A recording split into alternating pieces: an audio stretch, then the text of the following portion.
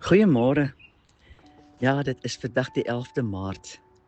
En hier is voeltjies by my in die tuin wat ek nie eintlik ken nie, wat vanoggend die heerlikste lawaai maak.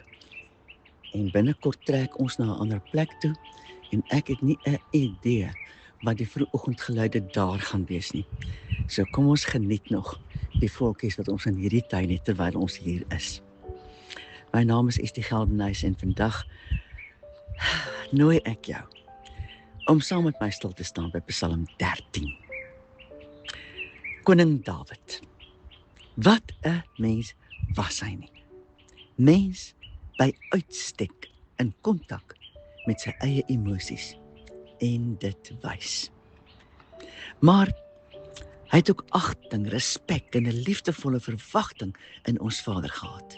En koning Dawid was altyd 100% eerlik teenoor ons Skepper God.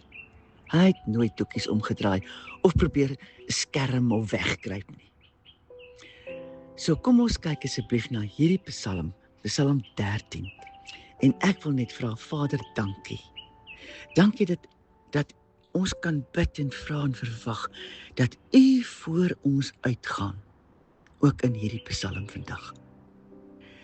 Help ons om te snap, te ontvang, te leer en dan toe te pas. Dit wat U graag wil, dat ons uit hierdie Psalm van koning Dawid sal leer. Ek vra dit in die naam van Yeshua. Amen. Nou vers 1 van Psalm 13 is 'n aankondiging vir die musiekleier, kan jy glo? 'n Psalm van Dawid. Dis andermaal 'n boodskap wat koning Dawid tot ons Skepper God uitgesing het. En waarskynlik nie net een keer nie. Hoor hoe lees vers 2 tot 6 verder. Psalm 13 vers 2. Hoe lank, Here, sal U my altyd deur vergeet?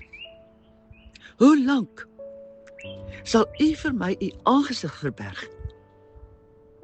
Hoe lank sal ek planne beraam in my siel, met kommer in my hart oordag? Hoe lank sal my vyand hom oor my verhef? Vers 4. Aanskou tog.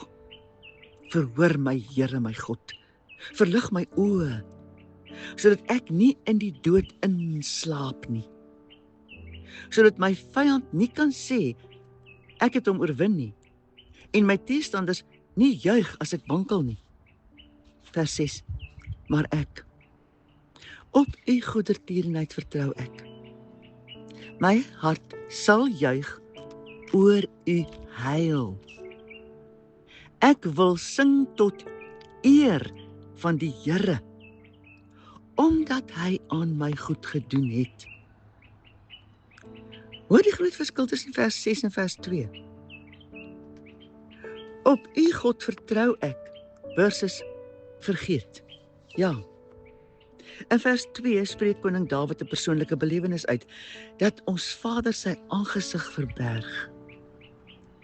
Is dit nie ook aan my en jou bekend? Dat ons regtig soms beleef, jy bid, jy praat met ons Vader, maar ons weet nie of Hy regtig hoor nie. Alhoewel ons weet dat ons Vader ons nooit kan begewe of verlaat nie, kry 'n mens tog net soms daardie gevoel, nie waar nie? Kan mens dit regtig verlatenheid noem?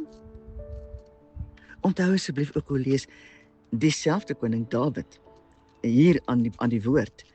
1 Kronieke 28 vers 20 en Dawid het aan sy seun Salomo gesê, wees sterk en vol moed en voer dit uit, vrees nie en wees nie verskrik nie, want die Here God, my God, sal met jou wees, jou nie begewe en jou nie verlaat nie, totdat jy al die dienswerk aan die huis van die Here voltooi het. Onthou ook Hebreërs 13 vers 5. Julle gedrag moet vry van geldgierigheid wees.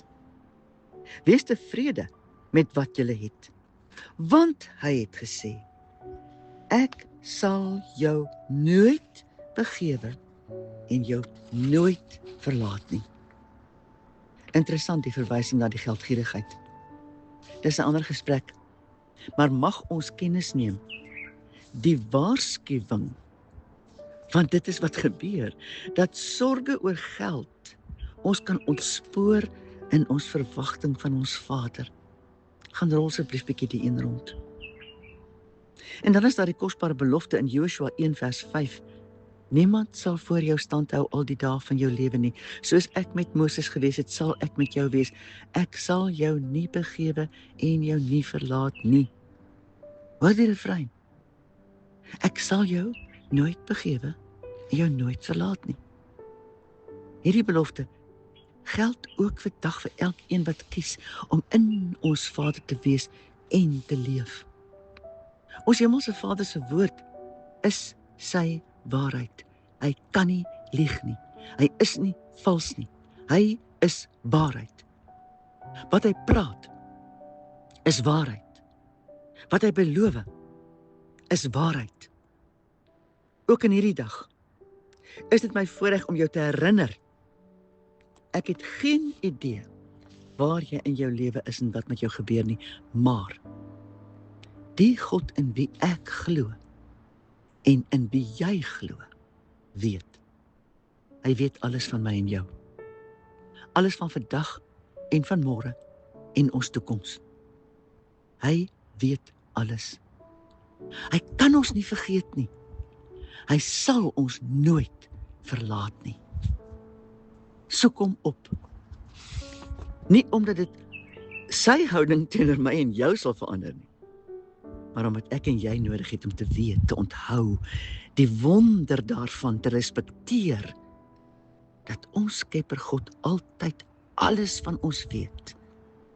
En hy kan ons nie vergeet nie.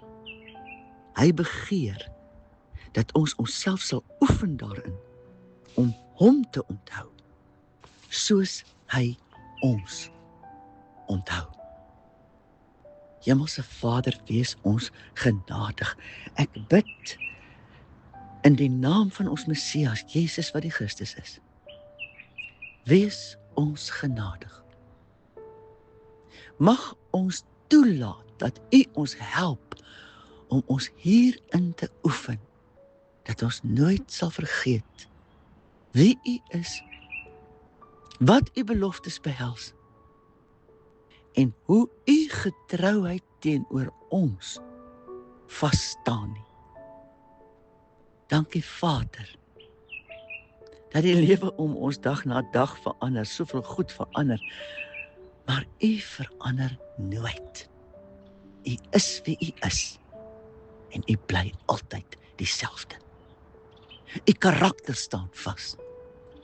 U beloftes staan vas. En U verhouding teenoor ons staan vas. Help ons om ook ons verhouding teenoor U solied te laat staan, sodat ons nooit sal wankel in wat ons glo van wie U is nie. Ek vra dit in die naam van Yeshua. Halleluja. Amen.